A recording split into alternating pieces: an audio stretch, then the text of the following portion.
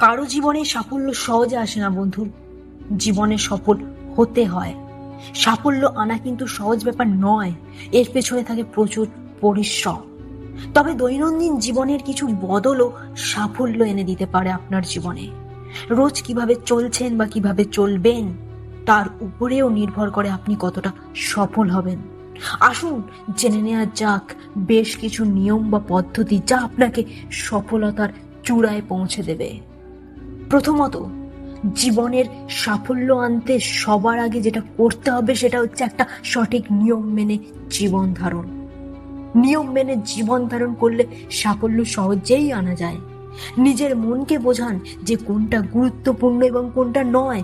যেটা গুরুত্বপূর্ণ সেটার দিকেই বেশি করে মনোনিবেশ করুন।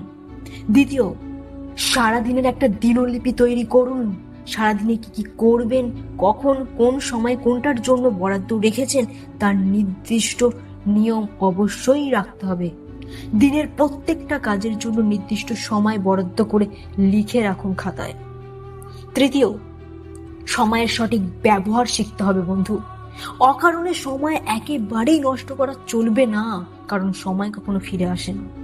সৃষ্টিশীল কাজে মনোনিবেশ করতে হবে। নিজেকে কখনোই লক্ষ্যহীন করা চলবে না। লক্ষ্য হারিয়ে গেলেই সফলতা দূরে পালাবে। তাই নিজের লক্ষ্যে স্থির থাকুন।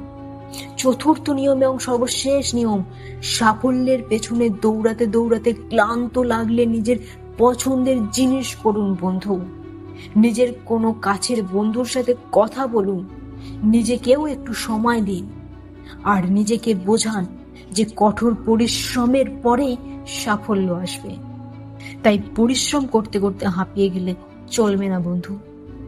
সব বন্ধুরা, ভিডিওটা আমি এখানেই শেষ করছি। ভিডিওটি যদি ভালো লেগে থাকে এবং গুরুত্বপূর্ণ হয়ে থাকে আপনাদের কাছে, তাহলে অবশ্যই ভিডিওটিকে একটি লাইক এবং বাকি বন্ধুদের সাথে শেয়ার করতে ভুলবেন না।